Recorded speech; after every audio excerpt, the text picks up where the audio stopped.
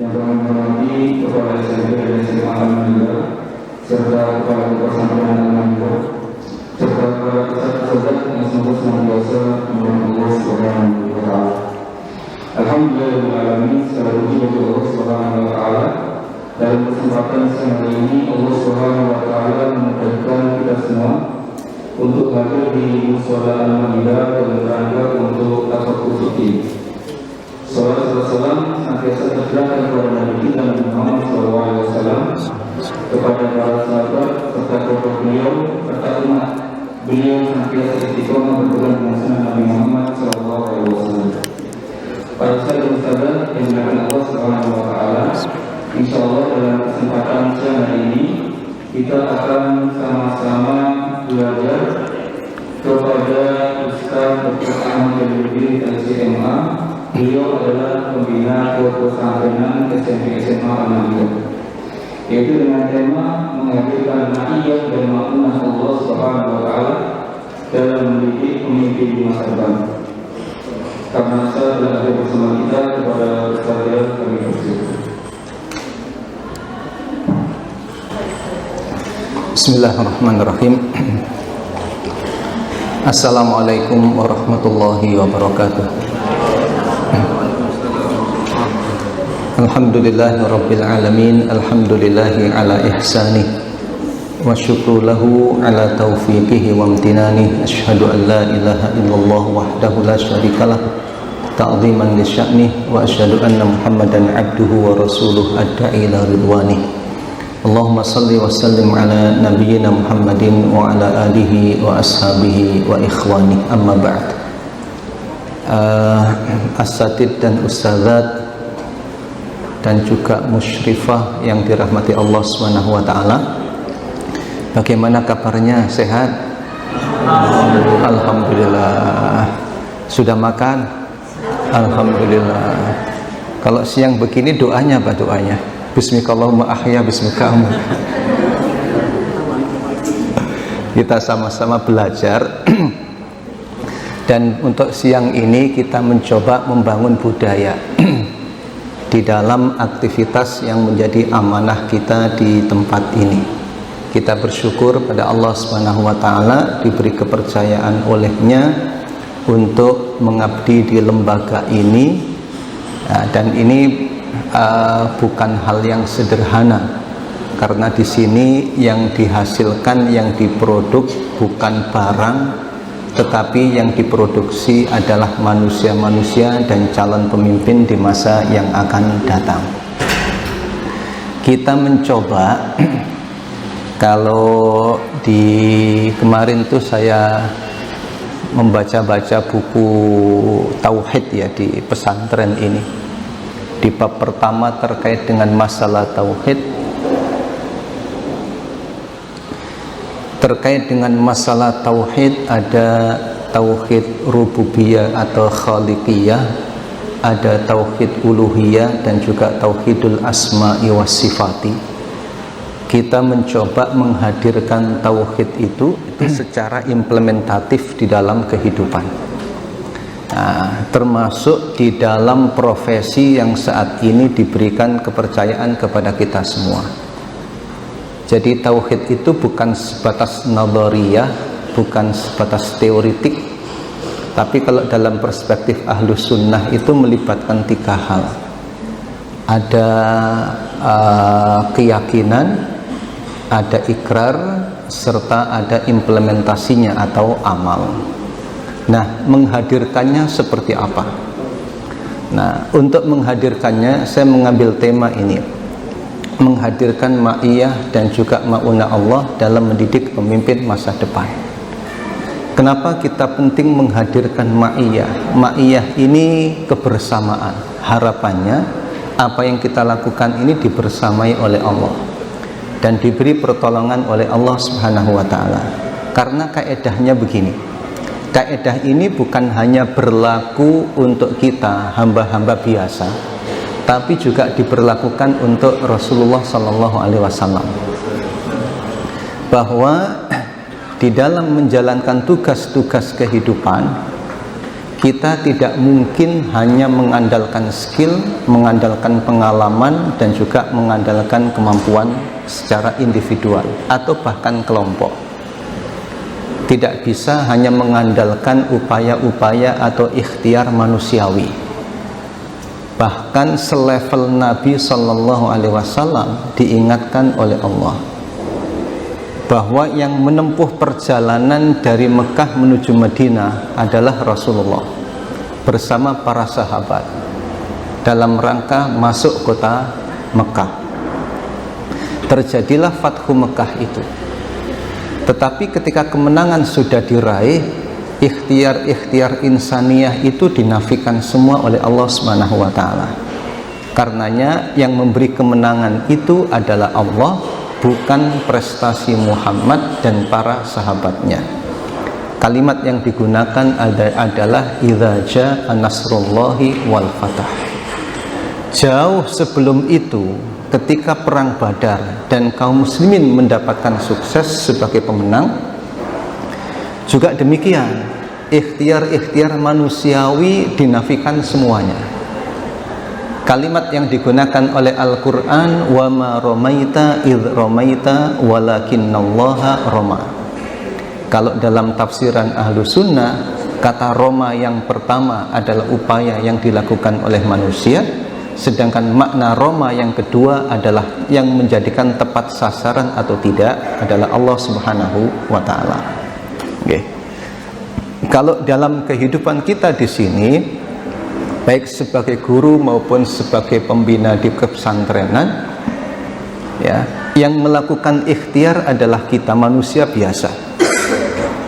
Bapak Ibu guru, asatidz dan ustadzat yang di bagian akademik dari pagi sampai sore mengajar mata pelajaran yang menjadi tanggung jawabnya, yang di pesantren pun juga demikian. Tapi ingat, ikhtiar manusiawi ini yang nanti yang menentukan hasilnya siapa? Tetap Allah Subhanahu wa taala. Makanya saya pilih materinya terkait dengan menghadirkan ma'iyatullah dan ma'unahnya di dalam mendidik pemimpin masa depan. Loh, kalau temanya pemimpin, di sini kan putri semua santri-santrinya. Di dalam hadis Nabi Shallallahu Alaihi Wasallam yang disebut pemimpin itu siapa? Yang disebut sebagai pemimpin secara khusus oleh Nabi disebut, satu adalah pemimpin level tertinggi yang disebut dengan al-imam, lantas kemudian lompat kepada kepemimpinan keluarga, para suami, kemudian para istri. Wal mar'atu ra'iyatun fi baiti zawjiha wa mas'ulatun an ra'iyatiha. Jadi hierarki kepemimpinan yang sejati itu level yang tertinggi itu adalah imam, kemudian turun kepada para suami dan juga istri, bahkan ada pembantu, di mana peran istri, suami serta pembantu ini nanti akan melahirkan pemimpin atau imam yang lebih tinggi. Jadi meskipun santri di sini adalah para santriwati perempuan, mereka juga calon pemimpin di masa-masa yang akan datang. Nah, di samping karena kelemahan kita sebagai manusia biasa, yang sukses dan tidaknya itu Allah yang menentukan, bukan ikhtiar-ikhtiar manusiawi, maka penting kita hadirkan ma'iyatullah. Kenapa? Agar proses yang kita lakukan betul-betul dibantu oleh Allah Subhanahu wa ta'ala. Nah, kata kuncinya ada di dalam ayat ini. Surat Al-Ahzab ayat 70 dan 71. Ya ayyuhalladzina amanu taqullaha wa qulu qawlan sadida yuslih lakum a'malakum wa yaghfir lakum dzunubakum wa may yuti'illaha wa rasulahu faqad faza fawzan 'azima. Wahai orang-orang yang beriman, bertakwalah kepada Allah, ucapkanlah perkataan yang benar, maka yuslih lakum a'malakum, kerja-kerja kalian akan diperbaiki oleh Allah. Kerja di sekolah dari pagi sampai siang sampai sore, kerja di pesantren dari pagi sampai sore, bahkan beberapa ustadz sampai malam-malam nemenin saya kalau pas hari-hari tertentu. Ya, yuslih lakum a'malakum, akan diperbaiki hasil kerja kita. Bahkan yang diperbaiki bukan hanya kerja kita saat berada di lembaga ini. Kalau bapak-bapak ada tanggungan anak dan istri di rumah, juga yuslih lakum a'malakum. Oke, kata Ustaz Gufran, iya Ustaz, betul. Pengalaman saya itu ketika banyak berinteraksi, kan beliau banyak berkecimpung dalam dunia kepesantrenan.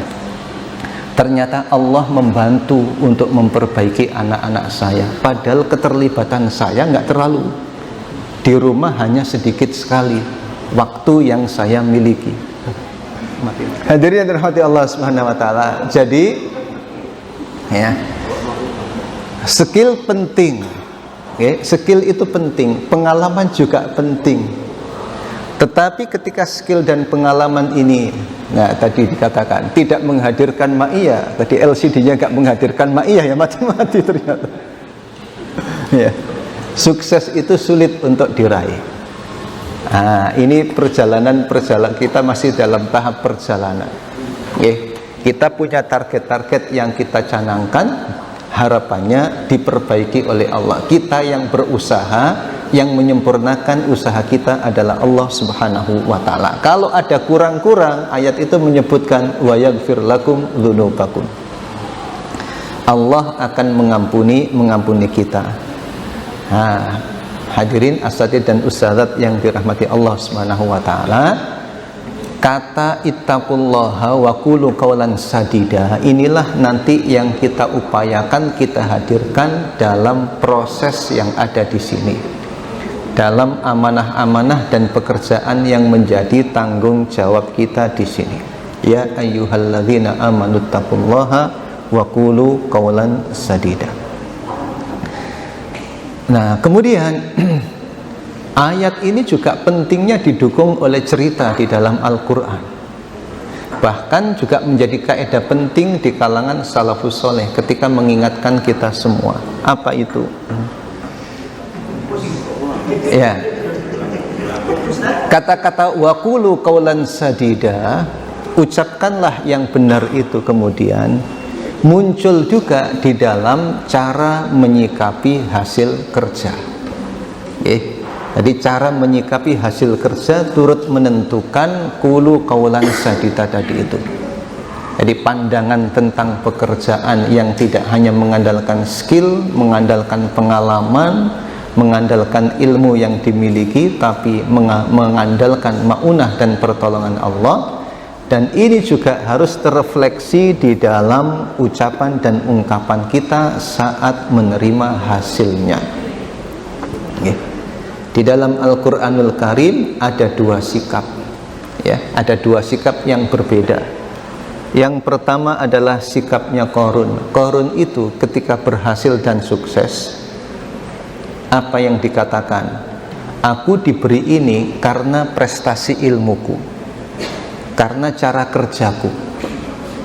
Jadi kalau nanti hadirin di sini kan belum meluluskan, ya, belum meluluskan.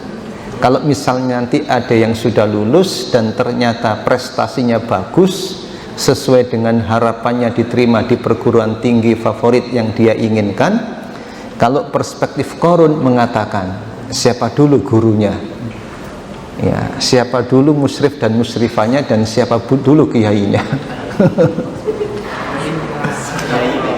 Itu kalau perspektifnya Qarun. Tapi kalau Nabi Yusuf alaihissalatu wassalam mengatakan bagaimana? Itu sebagian yang diajarkan oleh Allah kepadaku. Perspektifnya Nabi Sulaiman bagaimana? Hadza min fadli rabbi liyabluwani aashkuru am akfur. Jadi ada tipologi Qarun, ada tipologi Nabi Yusuf, dan ada Nabi Sulaiman alaihissalatu wassalam. Kalau Qarun di Mesir itu ada danau disebut dengan Danau Fayum atau Danau Bakhirah Qarun di kota Fayum. Konon katanya Qarun ditenggelamkan di danau tersebut. Harta dan kekayaannya tenggelam di Danau Qarun di Fayum. Kemudian muncul istilah harta karun, dicarinya di mana? Di Indonesia. Padahal di Indonesia nggak ada yang namanya Qarun, kan? Yang ada namanya kirun, semestinya yang pas harta kirun, kata korun. Nah, jadi ada persepsi tentang kerja yang dibangun, kemudian ada persepsi tentang hasil kerja yang nanti turut menentukan qaulan sadidan ini bagian dari upaya untuk menghadirkan ma'iyatullah dan juga ma'unah Allah Subhanahu wa ta'ala. Nah, sekarang hadirin, untuk menghadirkan itu kita mencoba belajar. Belajar apa? Tentang konsep kerja ini, bagaimana sekarang orang berpikir. Teori yang saat ini sedang digandrungi oleh dunia akademik, bahkan dikembangkan oleh saudara-saudara kita justru di kampus-kampus umum, ya, di kampus-kampus umum itu teori-teori seperti ini. Bagaimana menyikapi kerja itu atau persepsi tentang pekerjaan itu. Ini teori-teori yang sekarang ini berkembang, bahkan di kampus-kampus umum terkait dengan dunia kerja. Orang kerja itu untuk siapa? Ya, orang kerja itu untuk siapa? Ada teori baru, pengembangan dari teori enterprise theory, yaitu syariah enterprise theory. Teori ini menegaskan begini, bahwa ketika kita bekerja, kalau dalam dunia kampus, dunia akademik, dunia sekolah, para guru, ustadz dan ustadzat yang sering berinteraksi dengan borang, itu kan diminta bagaimana stakeholders, hubungan dengan stakeholdernya bagaimana, kan begitu. Dengan pengguna itu bagaimana, siapa penggunanya sini, stakeholdernya siapa? Ya murid, ya santri, siswa, siswi, para orang tua. Nah, dalam dunia perusahaan, kalau dulu teorinya perusahaan itu bertanggung jawabnya kepada siapa? Kepada komisaris, kepada investor, kepada pelanggan. Itu. Tapi teori yang mutakhir dan berkembang di kampus-kampus sekarang, pertanggungjawaban dunia usaha bukan hanya kepada manusia dengan beragam kedudukan tadi, tapi kepada Allah Subhanahu wa ta'ala.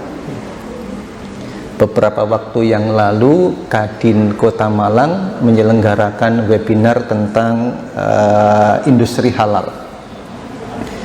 Tentang industri halal. Saat itu moderatornya bertanya, Pak Ustadz, kalau kita itu sebagai pengusaha itu, tanggung jawab kita itu kepada siapa saja? Ketika saya sampaikan bahwa tanggung jawab pengusaha itu bukan hanya kepada stakeholder dalam pengertian investor, komisaris, atau pemilik perusahaan, atau konsumen, atau customer, tapi tanggung jawab yang utama adalah kepada Allah Subhanahu wa ta'ala. Jadi ini Bapak Ibu, asatidz dan ustadzat, yang sudah dipikirkan oleh dunia akademik, teori seperti ini.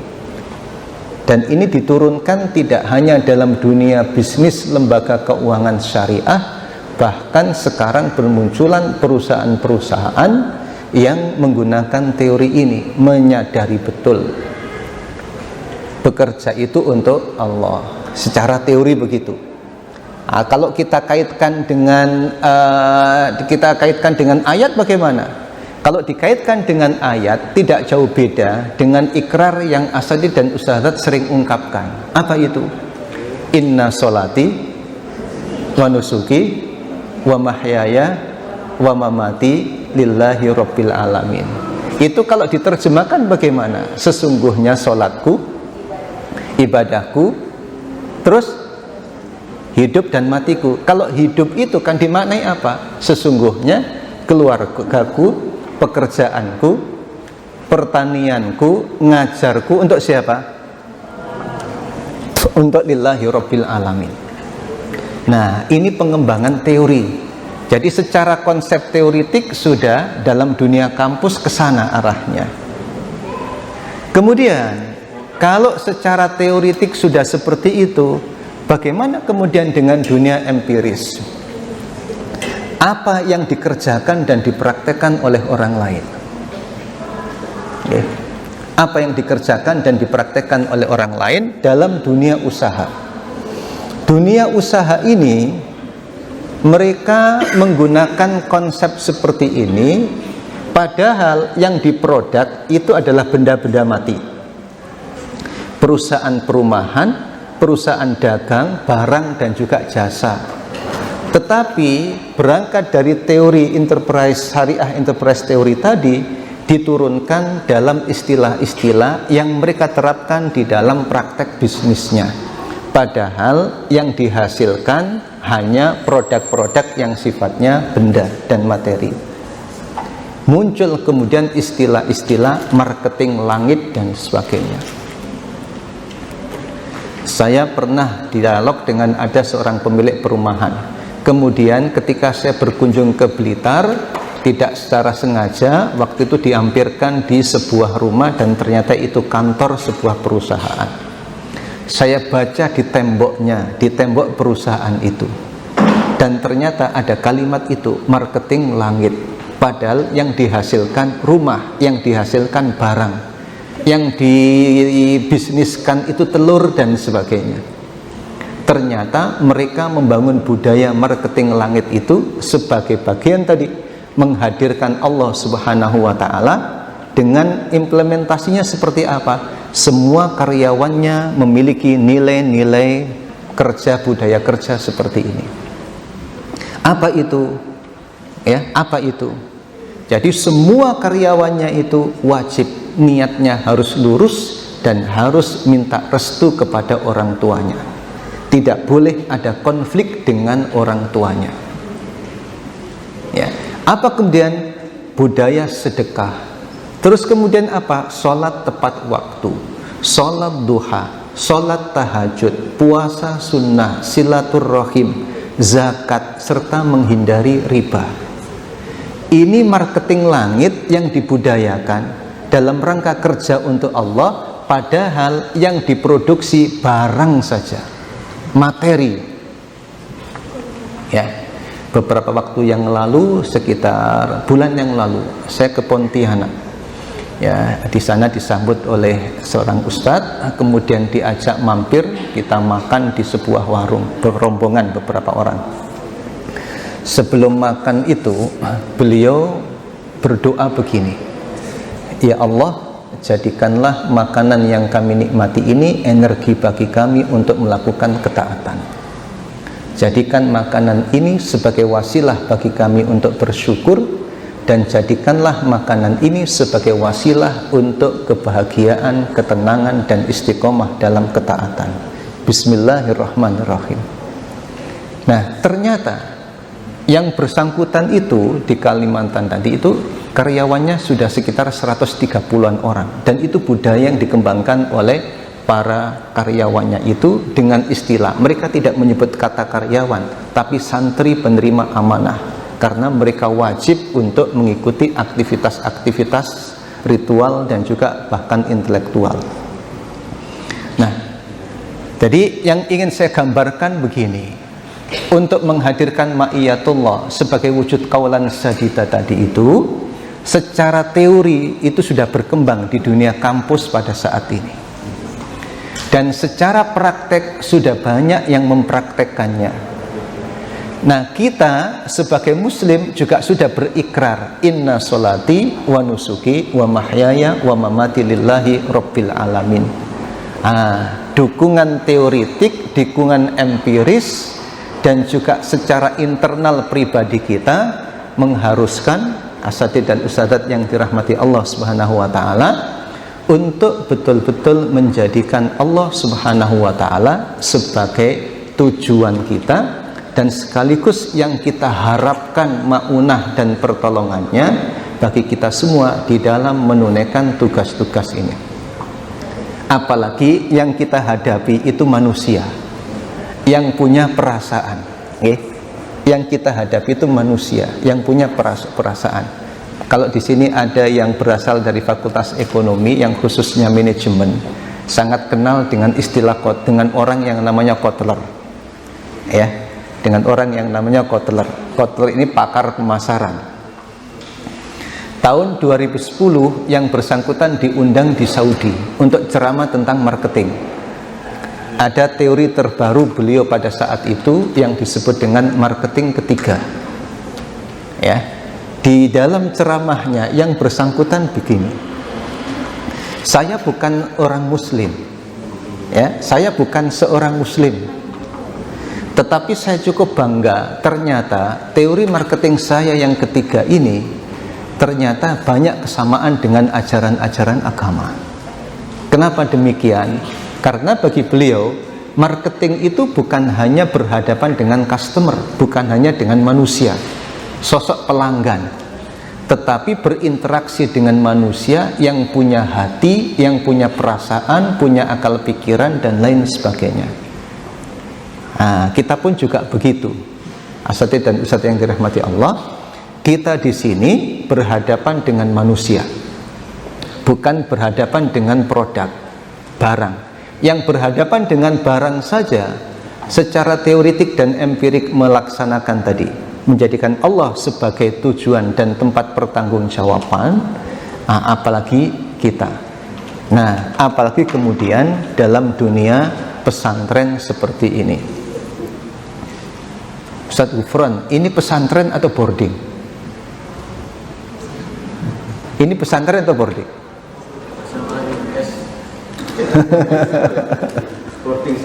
Boarding school. Ya. Tapi kalau saya lihat di profilnya kok pesantren ya.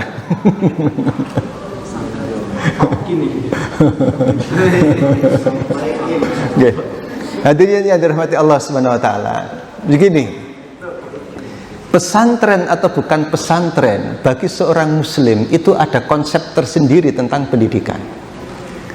Jadi konsep pendidikan apapun yang kita hadirkan di dalam lembaga apapun itu konsepnya sama, meskipun di pesantren atau bukan pesantren, meskipun di pendidikan umum atau pendidikan pendidikan agama, konsepnya itu sama. Dalam hal apa? Tadi menghadirkan budaya tadi untuk menghadirkan ma'iyatullah. Untuk diterapkan di mana? Diterapkan dengan tata cara di dalam bekerja. Kalau tadi orang lain sudah menggunakan istilah marketing langit tadi itu, ya. Kemudian nanti dikaitkan dengan tujuan pendidikan yang diterapkan. Nah, di sini asatidz dan ustadzat yang dirahmati Allah Subhanahu wa taala, kita mencoba untuk bekerja sama. Okay? Untuk bekerja sama. Banyak ayat-ayat Al-Quran sebetulnya yang bisa kita terapkan dengan baik di sini. Apa itu? Ayat tentang fastabiqul khairat, ayat tentang ta'awun. Ini ayat-ayat yang berlakunya umum dalam konteks apapun.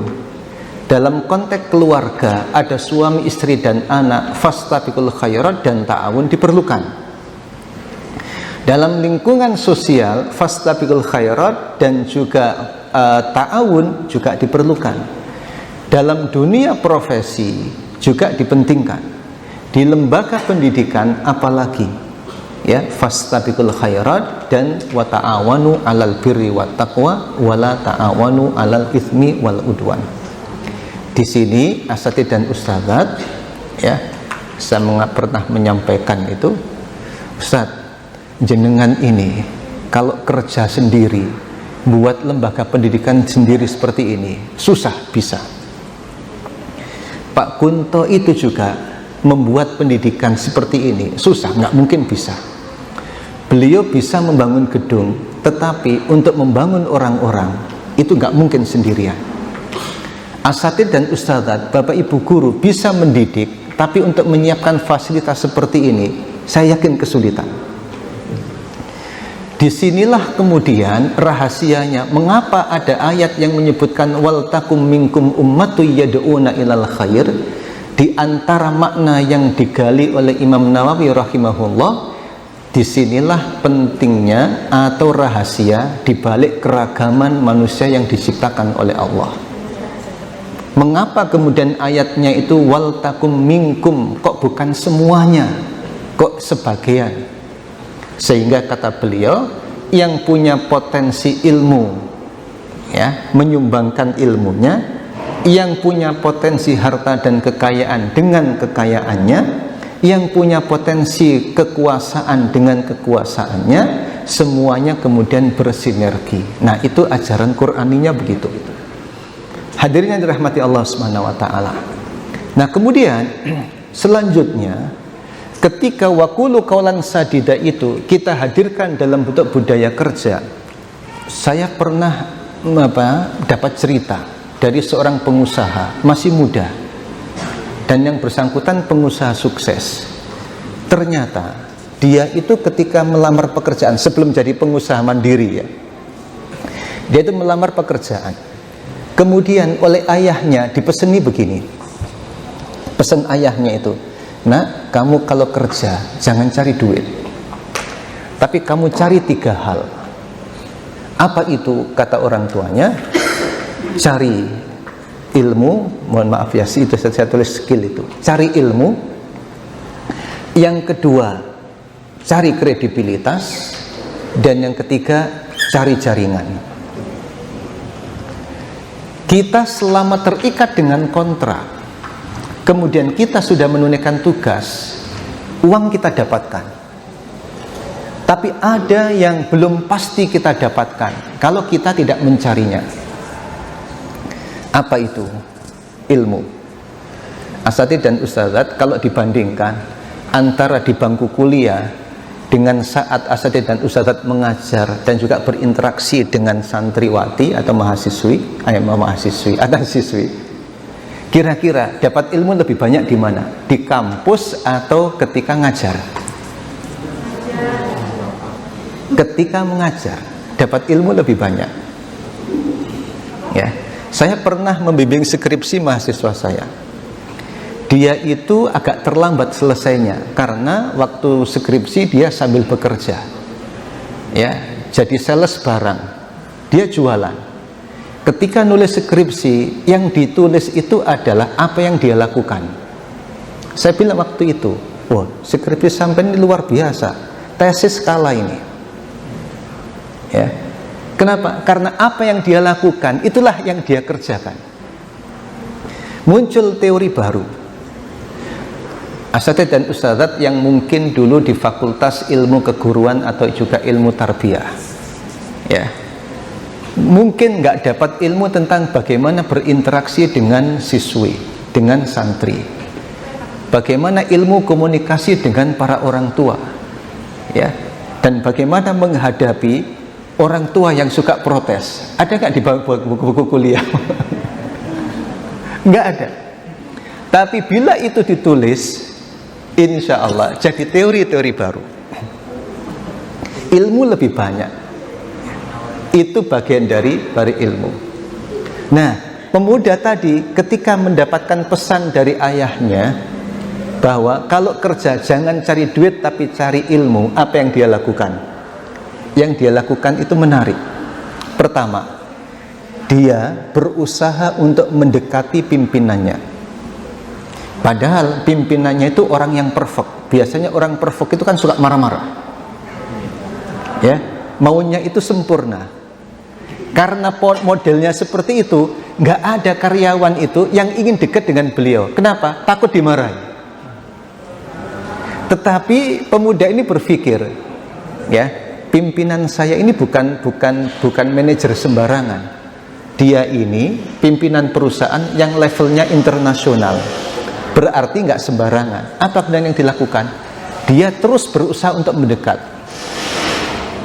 Ya, ternyata dengan kedekatan seperti itu, dia banyak belajar tentang ilmu yang tidak didapat di bangku sekolah atau di tempat-tempat perkuliahan atau tempat-tempat pelatihan. Kemudian apa yang dia lakukan? Dia bercerita, saya dalam rangka untuk mendapatkan ilmu itu, Sabtu dan Minggu saya tetap masuk, dan selama saya masuk saya tidak pernah menyampaikan atau melaporkan pada pimpinan saya. Kenapa? Saya berusaha untuk mencari apa?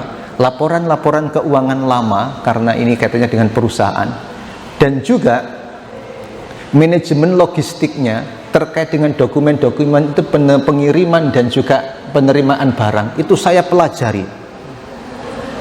Sehingga kemudian saya paham betul tentang arus keluar masuk barang itu. Saya kemudian bahkan ketemu dengan beberapa pimpinan perusahaan dari luar negeri, dan kemudian terjadi dialog. Nah, itu bagian dari apa? Ilmu yang didapat, jaringan yang dibangun. Asatidz dan ustadzat, boleh jadi kita bekerja di suatu tempat itu tidak selamanya.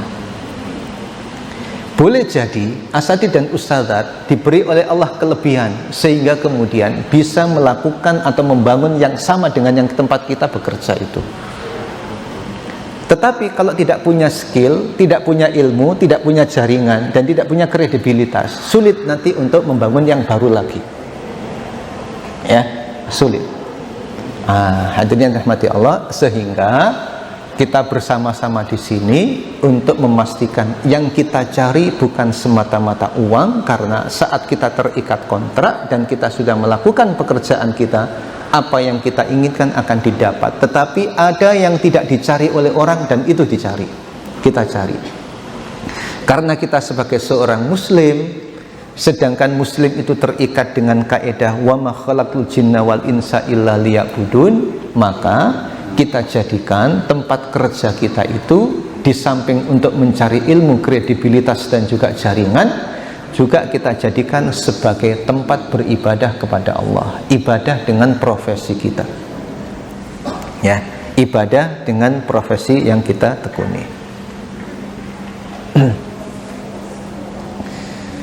Ibadah tidak semata-mata ritual, tetapi juga aktivitas material, pekerjaan yang kita tekuni bagian dari ibadah, tapi ada syaratnya. Kata kunci untuk mengikat pekerjaan material itu sebagai ibadah kepada Allah Subhanahu wa taala apa? Kalau di dalam kitab Al-Ibadah fil Islam itu ada syaratnya. Ya, ada syaratnya. Apa itu syaratnya? Syarat yang pertama, pekerjaan itu tergolong masyru' atau masyru'iyah, legal secara syar'i. Yang kedua, pekerjaan itu ditunaikan dengan ikhlas karena Allah Subhanahu wa taala. Yang ketiga, pekerjaan itu ditunaikan dengan itqon. Kalau di dalam bahasa hadis Nabi sallallahu alaihi wasallam, Allah itu senang dan bangga melihat di antara kalian bekerja sebaik mungkin. Bahasa hadisnya ayyutskinahu. Yang keempat, pekerjaan itu tidak membuat lupa kewajiban kepada Allah. Kalau konteksnya kerja menghasilkan produk-produk materi, barang dan jasa, ya, mengingat Allah Subhanahu wa taala diapresiasi betul oleh Al-Qur'an. Nah, kita pun juga di sini. Apalagi hadirin yang dirahmati Allah, kita ini bekerja untuk menghasilkan para pemimpin di masa yang akan datang. Sehingga syarat yang keempat adalah pekerjaan itu tidak membuat lupa kewajiban kepada Allah. Sehingga konsep ibadah yang terbaik adalah ibadah tepat pada waktunya.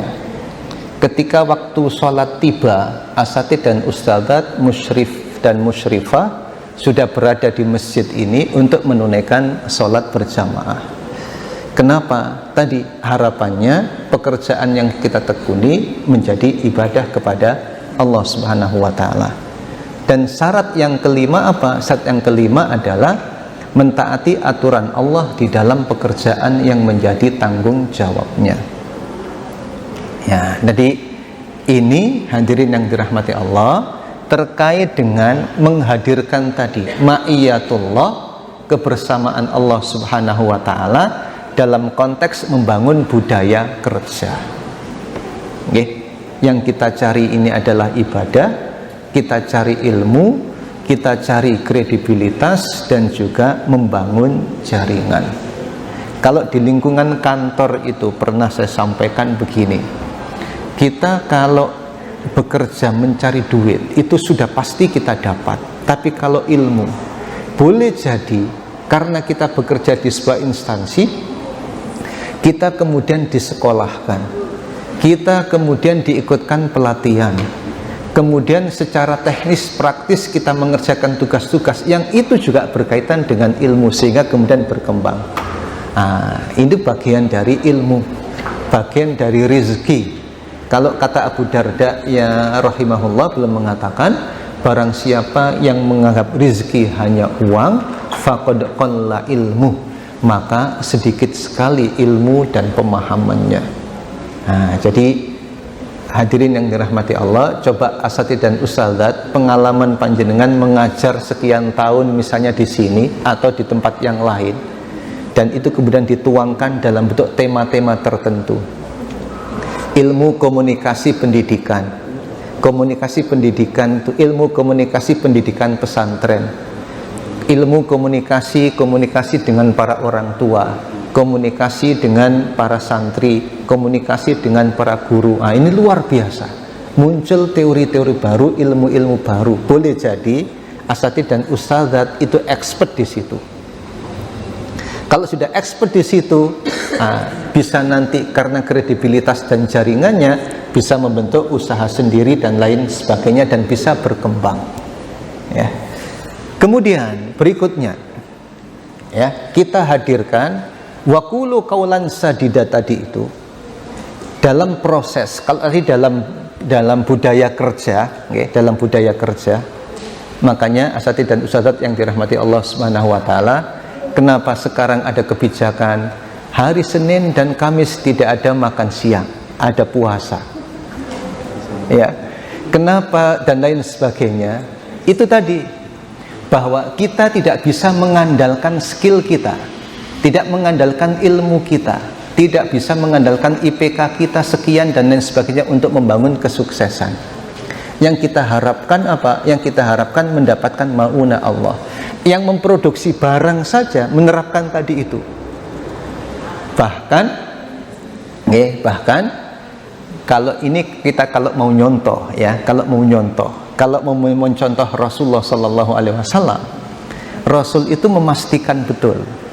Kalau mau dicontoh, kalau nggak mau nyontoh nggak apa-apa. Apa yang dipraktekkan oleh Nabi? Yang dipraktekkan oleh Nabi itu bertanya begini: siapa yang hari ini sholat subuh berjamaah? Siapa yang hari ini puasa sunnah? Siapa yang hari ini nolong orang yang kesusahan? Siapa yang hari ini menjenguk orang sakit? Itu dipraktekkan oleh Nabi apa tidak? Ditujukan kepada anak-anak usia SMP, SMA, atau kepada yang sudah usianya bapak-bapak? Bapak-bapak. Ya. Jadi kalau lembaga ini sudah mempraktekkan itu, hadirin, harapannya apa? Mengelola anak itu tidak sederhana. Kalau membuat barang saja butuh dan perlu pertolongan Allah, apalagi yang kita didik siapa? Yang kita produk siapa? Yang kita produk adalah anak-anak. Yang kita produk adalah anak-anak. Para orang tua harapannya cukup besar kepada kita semua.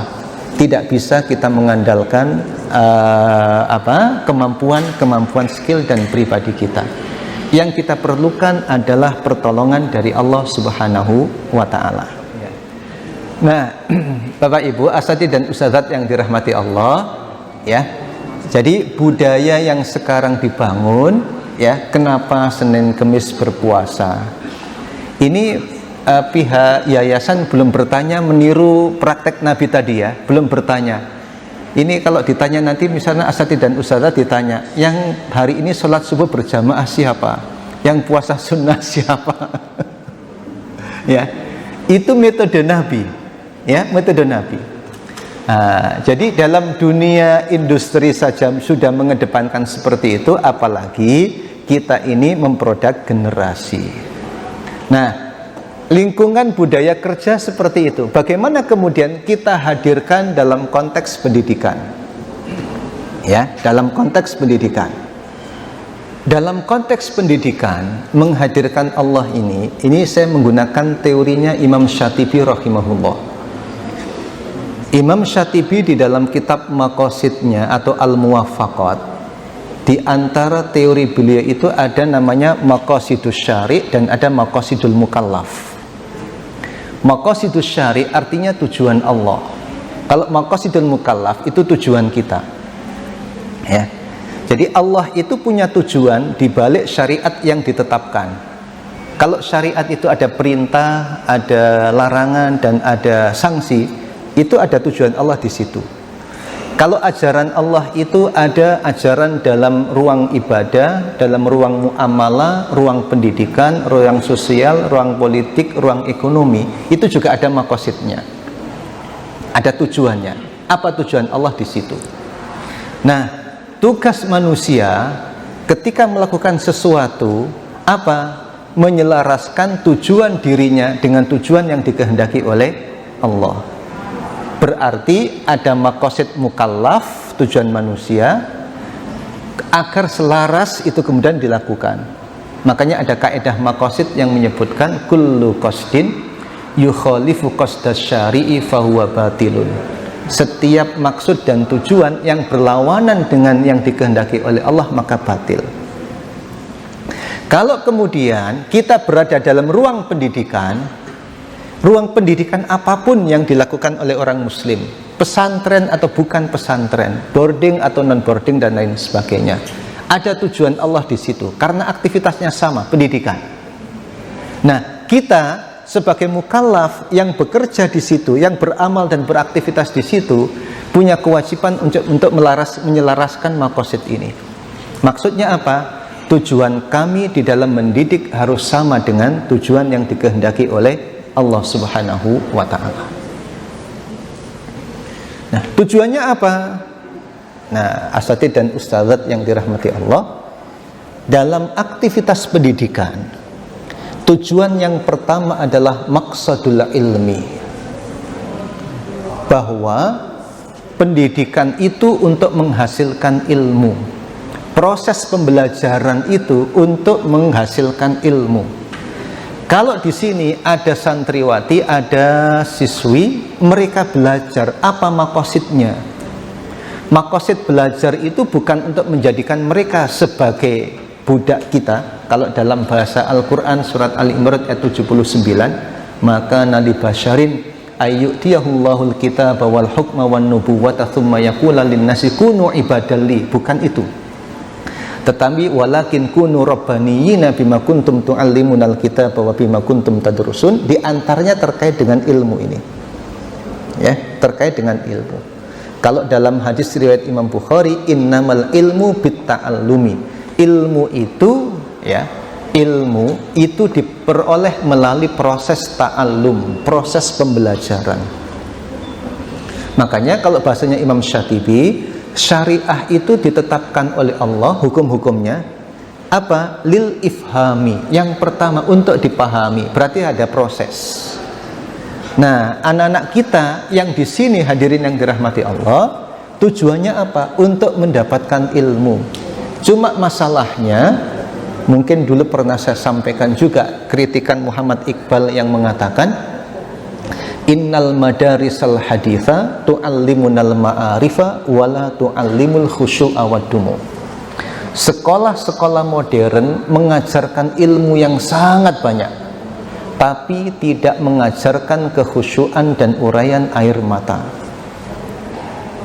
Mungkin kita termasuk bagiannya dulu. Ada yang dulu ketika belajar sampai nangis-nangis. Ada ustadz, apa karena saat menerima pelajaran? Tidak, karena digebuki sama bapak ibu guru. Jadi nangisnya karena disetrap, bukan karena saat kita belajar ilmu itu. Ya. Nah, kemudian ilmu apa yang kemudian kita hadirkan di sini? Hadirin yang dirahmati Allah, kalau innamal ilmu bitta'allum, ilmu itu didapatkan dengan proses pembelajaran, maka hadirin yang dirahmati Allah, kita pun juga harus menyelaraskan ilmu yang bagaimana.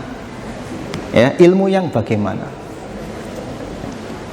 Pertama, ini kita coba menerapkan ayat-ayat Al-Quran. Pertama, ilmu sebagai media untuk mengenal Allah Subhanahu wa ta'ala. Saya kira di sini sudah hafal semua surat Al-Alaq ayat 1 sampai 5. Al-Alaq 1 sampai 5 yang bicara tentang Iqra, tentang membaca, mempelajari, mengkaji. Itu dalam rangka apa? Untuk mengenal Allah Subhanahu wa ta'ala. Ya. Kemudian yang kedua apa? Ilmu yang melahirkan rasa takut kepada Allah Subhanahu wa ta'ala. Yang ketiga, ilmu sebagai bekal melakukan kebaikan dan ilmu sebagai pertanggungjawaban, modal pertanggungjawaban. Wala taqfu ma laisa laka bihi ilmun. Jadi asatidz dan ustadzat mengajarikan ilmu apapun kepada murid ini perlu dihadirkan dalam proses dan tahapan pendidikan. Monggo, nah, kalau ini penting untuk dijadikan sebagai SOP, anak-anak digugah hatinya. Karena kalau yang paling dominan itu adalah akal dan intelektualnya, anak-anak itu susah untuk dikendalikan. Ya, beberapa hari yang lalu ya ada seorang dosen, seorang bapak, beliau ke rumah diskusi, okay? Dan beliau ngakui, memang Ustadz, saya selama ini lebih dominan intelektualitas saya. Namanya bacaan apapun saya baca, baik yang ke kiri-kirian, yang tengah-tengah dan lain sebagainya, itu saya baca. Tapi saya ingatkan, tapi Pak, bacaan seperti itu apa yang kemudian bisa diimplementasikan dalam kehidupan rumah tangga? Ada nggak Pak? Nggak ada. Padahal Bapak punya tanggung jawab. Untuk apa? Membina anak-anaknya. Jadi ilmu itu bukan hanya sisi intelektualitas. Coba asatidz dan ustadzat yang megang kelas, ya, megang kelas. Anak-anak diajak untuk merenung sejenak ketika hendak memulai pelajaran. Ayo anak-anak, ini dalam tahap proses pendidikan ya. Anak-anak kita ini hadirin beda dengan para sahabat. Kalau sahabat Nabi sekali mendapatkan perintah langsung jalan, itu sahabat Nabi. Okay. Ketika turun tentang ayat jilbab langsung serbet-serbet dan taplak-taplak ditarik, dipakai menutupi kepala. Tetapi anak kita menginginkan adanya proses. Meskipun ngajar matematika, meskipun mengajar ilmu kimia dan sebagainya, mohon ya, di awal itu anak diajak merenung, mari kita belajar menuntut ilmu. Semoga ilmu yang kita pelajari ini menjadikan kita semakin dekat dengan Allah, menjadikan ilmu ini melahirkan rasa takut kepada Allah Subhanahu wa ta'ala, dan juga menjadi bekal kebaikan dan melakukan perbaikan, dan sebagai modal pertanggungjawaban. Kita sentuh hati anak-anak kita agar tidak lebih dominan akal dan intelektualitasnya. Oke. Asatidz dan ustadzat yang dirahmati Allah. Kenapa? Karena memang tujuan ilmu itu untuk melahirkan rasa takut. Innama yakhsyallaha min ibadil ulama. Ya. Jangankan musyrif dan musyrifah yang kadang-kadang dimarahi sama anak-anak, Allah saja mereka berani. Kenapa? Karena tidak ditumbuhkan rasa takutnya kepada Allah melalui apa? Proses pembelajaran. Monggo ditambahi, manfaat ilmu itu cukup banyak. Kalau menurut Al-Quran dan Sunnah itu coba dihadirkan. Anak-anakku, mari kita belajar. Sebelum belajar kita ingat bahwa kita belajar di sini bukan untuk lulus 6 PTN, bukan untuk belajar, bukan untuk diterima di perguruan tinggi favorit, tapi kita belajar ini untuk takut kepada Allah. Nanti akan disempurnakan oleh Allah Subhanahu wa ta'ala. Ya, usaha-usaha kita akan disempurnakan oleh Allah. Bahkan ketika kita mengajarkan sains ilmu kauniyah saja, nah, ini juga coba kalau kita melihat ayat Al-Quran ya. Ayat Al-Quran itu mengatakan begini, ini surat Fusilat ya, surat Fusilat. Ayat berapa Ustaz? Lupa saya nulisnya. Sanurihim ayatina fil afaqi wa fi anfusihim hatta yatabayyana lahum annahul haq. Kami perlihatkan kepada mereka ayat-ayat kami di alam semesta dan pada diri mereka hingga menjadi jelaslah bagi mereka annahul haq. Annahul haq ini kalau di dalam tafsir Qurtubi ada beberapa makna. Satu, ayat Al-Quran. Maksudnya apa? Maksudnya yang ngajar sains siapa di sini? Atau fisika, biologi? Ustadz, ketika Ustadz mengajarkan apa Ustadz? Fisika, alam semesta, matahari. Ketika mengajar tentang matahari atau tentang bumi, annahul haq, anak itu percaya Al-Quran itu benar kalau menurut ayat ini. Ya, Kemudian makna yang kedua, al-Islam yang dibawa oleh Nabi. Jadi ketika panjenengan ngajarkan tentang sains, tentang biologi dan sebagainya, tentang anatomi tubuh manusia, anak itu langsung ambil kesimpulan, Islam itu benar. Makna yang ketiga apa? Yang ketiga, apa yang diperlihatkan oleh Allah dan juga apa yang dilakukan oleh Allah terhadap alam semesta itu benar. Dan yang keempat, bahwa Nabi Muhammad SAW itu benar. Nah, seperti ini kita kemudian terbayang, kalau begitu metode apa yang harus saya terapkan saat mengajar fisika, saat mengajar biologi dan sebagainya, agar anak itu saat mendengar penjelasan saya tentang bumi dan lain sebagainya, mereka itu kemudian mengatakan annahul haq, oh Al-Quran itu benar,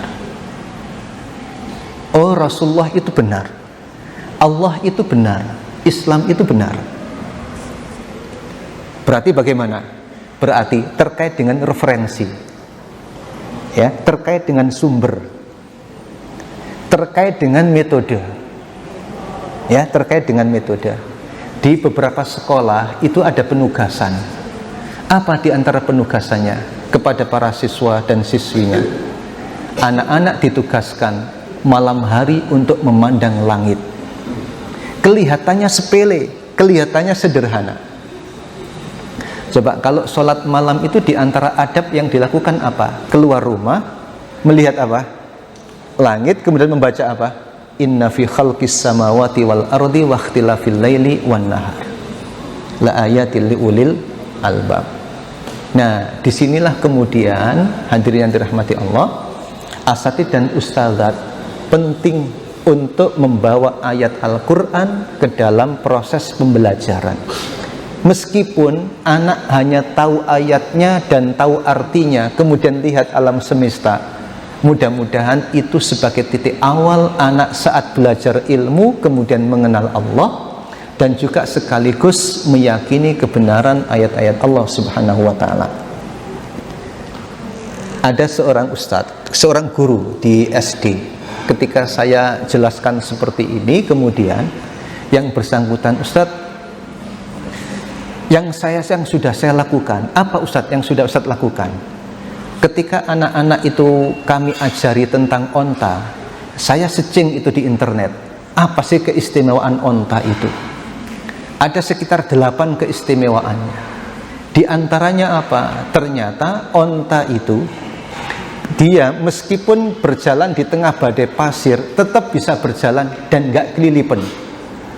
Kenapa? Karena ada selaput. Ya, selaputnya atau rambutnya itu menutupi. Setelah itu saya sampaikan ayat Al-Quran, afala yanzuruna ilal ibili kaifa khuliqat. Sederhana, ya, sederhana. Bahkan ada juga hadirin yang dirahmati Allah, sekolahnya ini baru tingkat SD, tapi mereka diminta untuk membaca tafsir Ibnu Katsir.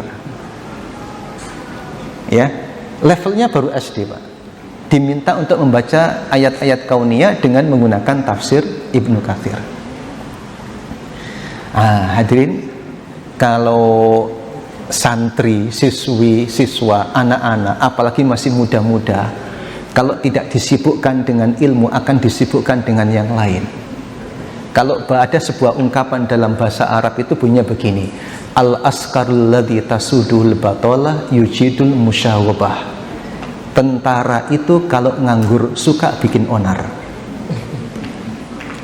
Anak-anak muda usia SMP SMA kalau kelebihan energi tidak disibukkan, apa yang terjadi? Jadi hadirin yang dirahmati Allah Subhanahu wa taala, mengajarkan ilmu ini secara khusus yang Allah memperlihatkan ayat kauniyah, tidak bicara ilmu hadis, ilmu fikih dan lain sebagainya. Sehingga hadirin yang dirahmati Allah, asatidz dan ustadzat yang ngajar matematika, yang ngajar fisika, ngajar IPA, ngajar ilmu sosial dan lain sebagainya, bukalah ayat Al-Quran. Meskipun hanya 1 ayat saja, nggak repot-repot, nggak sulit-sulit. 1 ayat ditempel di atas, level SD, level SMP, SMA, levelnya baca ayat ditempel kemudian melihat fakta alam, itu nggak jadi masalah. kecuali nanti kalau kuliah disuruh eksplorasi tafsir dan lain sebagainya. Nah itu untuk apa? Untuk tadi melembutkan hati, membuka akal pikiran mereka agar dekat dengan Allah Subhanahu wa Ta'ala, sehingga sentuhan-sentuhan ini semoga bisa menjinakkan. Kok menjinakkan?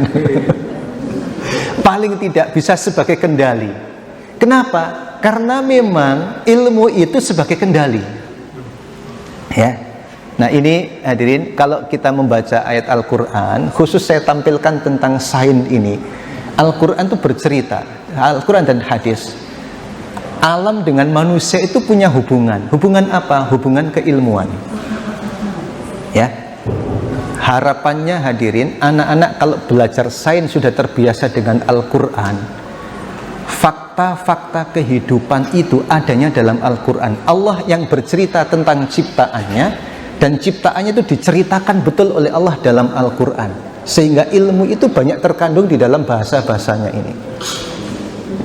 Kalau dari sekarang sudah terbiasa, harapannya mereka nanti akan mengeksplorasi ayat lebih dalam lagi. Ya, saya pernah ketemu seorang profesor di Brawijaya. Beliau pernah berkunjung ke NASA. Oleh pihak NASA dikatakan begini, Pak, kami membangun pesawat ruang angkasa itu diilhami oleh ayat Al-Quran. Padahal mereka non-muslim.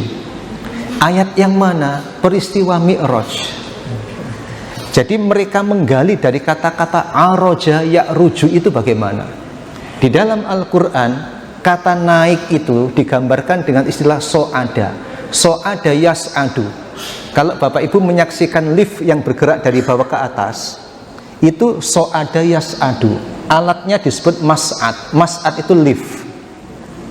Naiknya lurus begini. Satu kata yang menggambarkan kata yas'adu itu, orang yang tidak beriman kepada Allah itu dadanya sempit, sesak, hampir meledak seperti orang yang naik ke atas. Karena kalau naiknya begini terus, lama-lama tekanan udara semakin menipis, apa yang terjadi? Bisa meledak. Sedangkan aroja ya'ruju itu naiknya tidak begini, tapi miring begini, melengkung. Itu aroja ya'ruju. Dari ayat Al-Quran mereka bisa menerbangkan, padahal mereka bukan muslim. Nah begitu maksudnya hadirin yang dirahmati Allah SWT. Karena Al-Quran sumber keilmuan, Allah yang menciptakan, kemudian diceritakan, tinggal kemudian makna apa yang dikandung oleh dibalik kata-kata bahasa Arab, itulah kemudian yang dieksplorasi. Untuk tahap SMP dan SMA cukup 1 ayat, 2 ayat, anak kemudian bisa mengaitkan, oh ayatnya seperti ini, Al-Quran bicara begini, annahul haq, oh ternyata benar. Kalau kemudian sudah kuliah, baru mengeksplorasi. Di tempat kami itu di UIN itu ada mahasiswi sains, berangkat dari cerita Maryam saat melahirkan dengan bersandar di pohon kurma, itu kemudian nulis skripsi, melahirkan yang pas itu posisinya tidur, kepalanya rata atau sandaran. Menurut Al-Quran itu sandaran. Okay. Nah, pola-pola seperti ini hadirin yang dirahmati Allah. Harapannya nilai-nilai nabawi dalam pendidikan itu bisa dihadirkan. Kenapa? Ilmu kemudian bisa menjadi kontrol bagi anak di dalam aktivitas dan tindakannya. Oke, ini maksud yang pertama dalam proses. Kemudian yang kedua, bahwa tujuan pendidikan itu adalah untuk menanamkan akhlak, maksudul akhlaki. Ya, maksudul akhlak. Orang belajar itu untuk mendapatkan akhlak.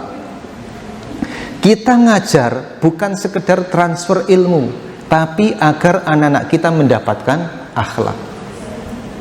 Maksudul akhlak. Kenapa demikian? Kata Imam Syatibi rahimahullah, beliau mengatakan, wasyari'atu kulluha innama wudi'at bimakarimil akhlak. Semua ajaran syariah, semua ilmu ditetapkan oleh Allah dengan kesempurnaan akhlak. Tapi banyak juga orang belajar dapat ilmunya tapi tidak dapat akhlaknya. Ya, belajar ilmunya tapi tidak dapat akhlaknya. Belajar fikih tapi dapat fikihnya, tidak dapat akhlaknya.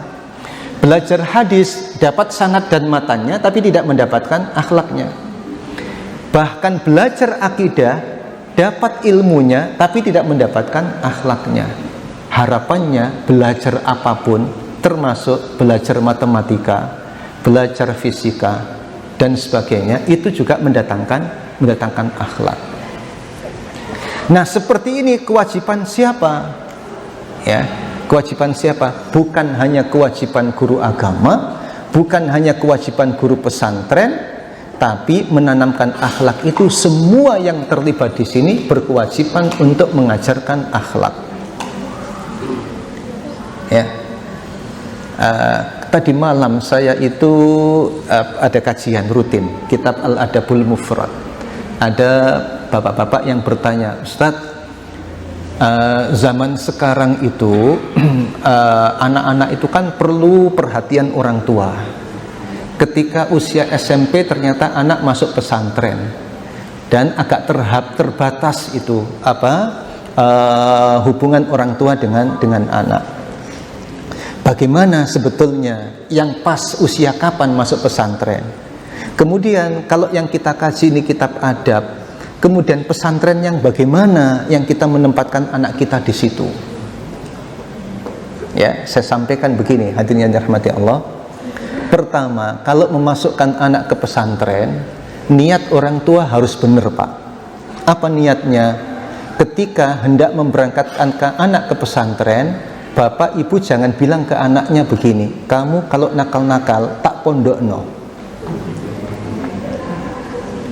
Kalau kalimat itu yang digunakan oleh orang tua mengantarkan anaknya ke pesantren, anak akan mengambil kesimpulan, oh pesantren itu tempatnya anak rehabilitasi anak-anak nakal. Ya, harus diganti. Kamu saya pondokkan harus menjadi pemimpin masa depan. Yang kedua, anak usia SMP itu yang berkembang adalah lingkungan sosialnya, bukan lingkup emosinya. Kalau kaitannya dengan kasih sayang, itu sebenarnya tahapan-tahapan ketika usia-usia awal. Kalau sudah SMP berkembang sosialnya, yang diperlukan itu adalah teman. Pesantren itu menjamin tempat pertemanan yang baik. Maka guru, musyrif dan musyrifah harus berusaha untuk menjadi teman yang baik. Bahasa anak SMP, SMA itu bukan dibentak-bentak, bukan pakai teriak-teriak, tapi bahasa pertemanan, keakraban. Keakraban itu tidak secara formalitas. Musyrif dan musyrifah bisa misalnya setelah sholat isya menghampiri ke tempat tidurnya, menyapa satu persatu, tanya keadaannya. Hal yang sederhana seperti itu membangun keakraban. Ya, asatidz dan ustadzat menyapa, itu membangun kedekatan, karena pola hubungan yang berkembang adalah pola pertemanan. Ya. Terus kemudian hadirin yang rahmati Allah Subhanahu wa taala, apakah kemudian akhlak itu penting? Kalau anak-anak ini kita didik, kemudian harapannya nanti mereka akan bekerja. Di dalam Al-Quran itu ada tipe 2 pekerjaan yang mewakili semua jenis pekerjaan yang ada di dunia ini, dan ternyata 2 jenis pekerjaan yang berbeda, bahkan semua pekerjaan yang berbeda tadi itu ada satu titik temu yang dibutuhkan untuk para orang-orang yang profesional yang bekerja di dalamnya. Apa itu? Akhlak. Ada pekerjaan yang mewakili fisik, diwakili oleh Nabi Musa alaihi salatu wassalam. Bahasa yang diperlukan oleh orang yang memiliki pekerjaan itu apa? Inna khaira manistajartal qawiyul amin. Yang paling baik untuk kamu pekerjakan adalah yang kuat dan yang amanah. Jenis pekerjaan ini Nabi Musa lebih membutuhkan kekuatan fisik, tetapi amanah diperlukan di situ. Nabi Yusuf alaihissalatu wassalam ketika melamar pekerjaan, kalau kita menggunakan istilah seperti itu, karena bahasanya ij'alni, jadikan aku, ini kan ngajukan proposal, ij'alni ala khazainil ardi, jadikan aku menteri yang menjaga harta negara ini. Kenapa? Inni hafidhun alim, karena aku hafidh, orang yang bisa menjaga, dan aku yang punya ilmu. tipologi pekerjaannya Nabi Yusuf terkait dengan keilmuan, tetapi akhlak diperlukan. Jadi asatidz dan ustadzat, anak-anak kita ini nanti menjadi apapun nanti, akhlak tetap diperlukan. Coba kalau penelitian-penelitian sekarang itu, ya, ijazah itu ditempatkan nomor berapa? Ya, sekarang ini hadirin yang dirahmati Allah Subhanahu wa taala, banyak sekali tempat kursus-kursus. Waktunya nggak lama, tapi kemudian mereka sudah ditunggu dan dinanti oleh banyak perusahaan. Yang dipentingkan apa? Memang skill, tapi trust, kepercayaan nomor satu. Kalau bahasa Nabi Sallallahu Alaihi Wasallam, dan ini juga bagi kita semua, 4 yang menjadi kunci. Meskipun kehilangan kesempatan laba dan peluang harta tak masalah bila 4 ini dijaga. Apa kata Nabi dalam hadisnya yang sahih? 1, hifdu amanah, menjaga amanah. Yang kedua, sidqu hadis, ucapannya jujur. Yang ketiga, husnul khaliqah, akhlaknya baik. Dan yang keempat, iffatu tu'mah, makanannya baik. 1-3 tentang akhlak semua.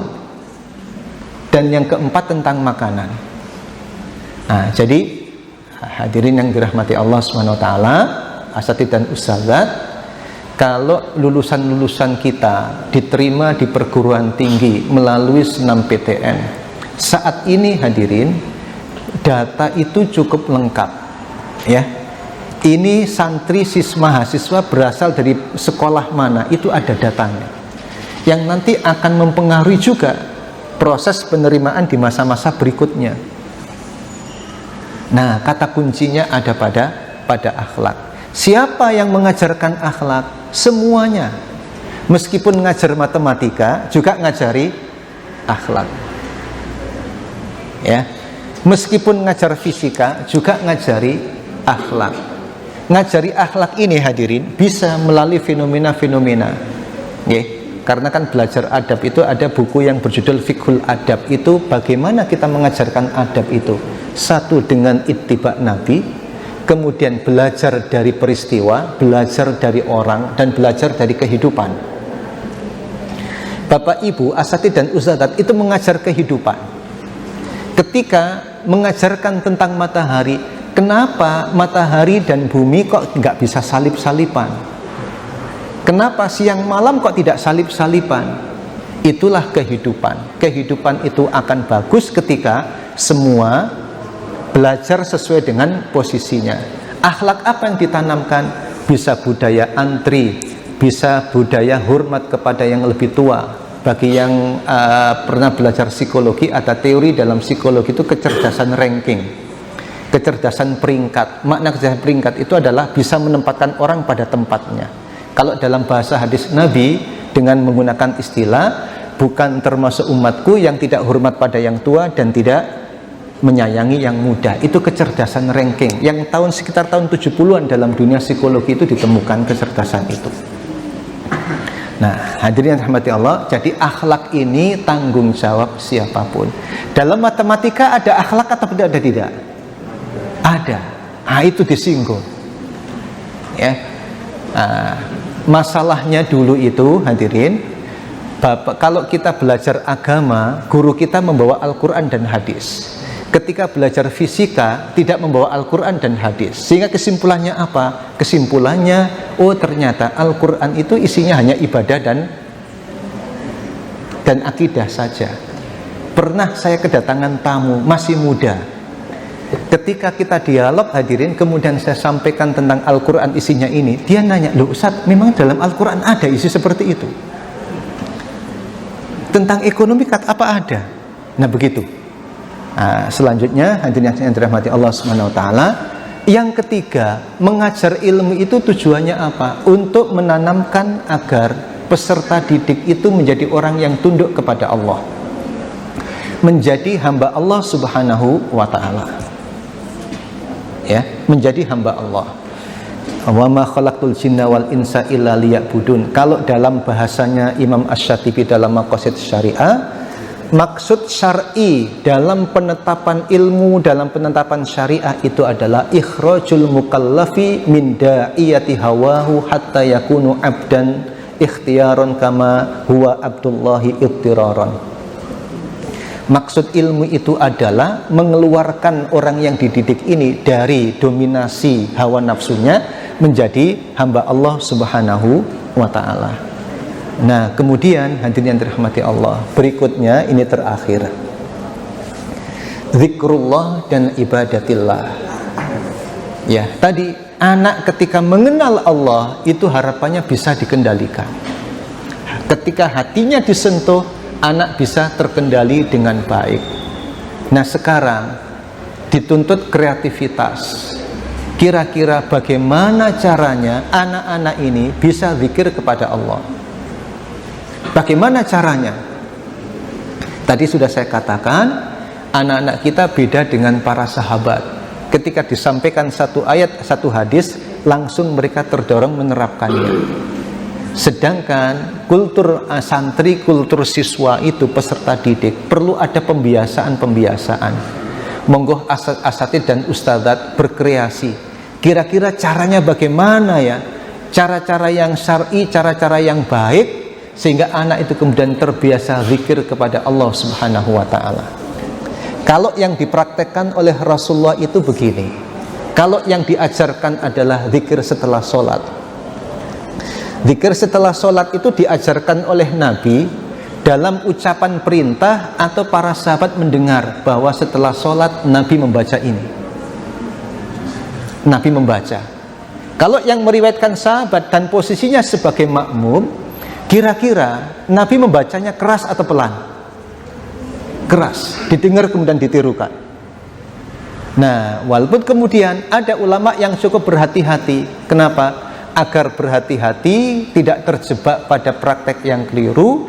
Ada adab dzikri. Ketika bersama-sama itu adabnya apa? Disampaikan bahwa dalam praktek zikir itu mengikuti imam, meniru imam dalam proses pembelajaran, tidak mendahului bacaan imam, dan berzikir secara mandiri, tidak menggantungkan pada zikir orang lain. Apa maksudnya?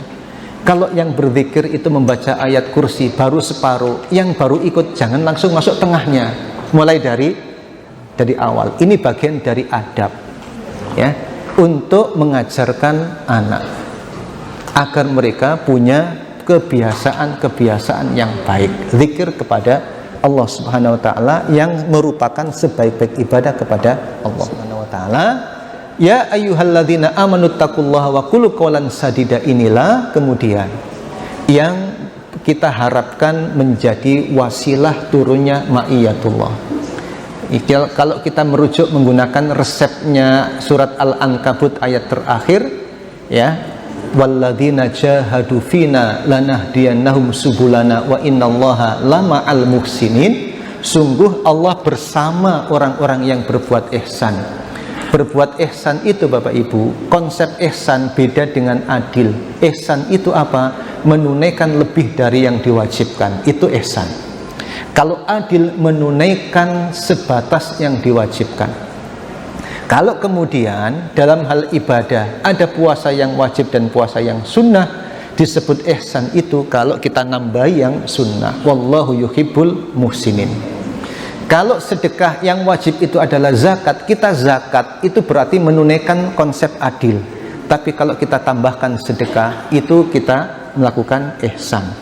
Demikian pula dalam proses pembelajaran, ada yang wajib dan ada yang sunnah. Ketika bekerja, ada yang wajib dan juga ada sisi yang sunnah. Saat kita melebihkan dari yang diwajibkan, wa innallaha lama'al muhsinin, Allah bersama orang-orang yang berbuat baik. Asatid dan ustadzat yang dirahmati Allah Subhanahu wa ta'ala, mari ikhtiar kita memproduk generasi, bukan produksi barang, tapi produksi generasi ini. Kita sangat membutuhkan pertolongan Allah Subhanahu wa ta'ala. Semoga kita tidak tertinggal dengan apa yang dilakukan oleh kalangan profesional di luar yang sudah menghadirkan Allah sebagai bagian dari pertanggungjawabannya dalam dunia bisnisnya. Nah, kita pun juga demikian di sini. Demikian pula maqasid dalam pendidikan kita hadirkan, bahwa catatan utamanya adalah siapapun dan mengajar apapun tetap punya kewajiban ilmu yang diajarkan menghadirkan khasyatullah, kemudian juga mengajarkan akhlak, dan anak semakin dekat untuk beribadah kepada Allah Subhanahu wa taala. Wallahu a'lam bishawab.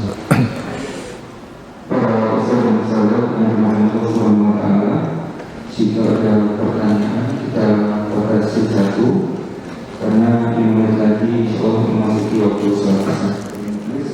Subhanallah wa bihamdika asyhadu an la ilaha illa anta astaghfiruka wa atubu ilaik. Assalamualaikum warahmatullahi wabarakatuh. رب اجعلني مقيم الصلاة ومن ذريتي ربنا وتقبل دعاء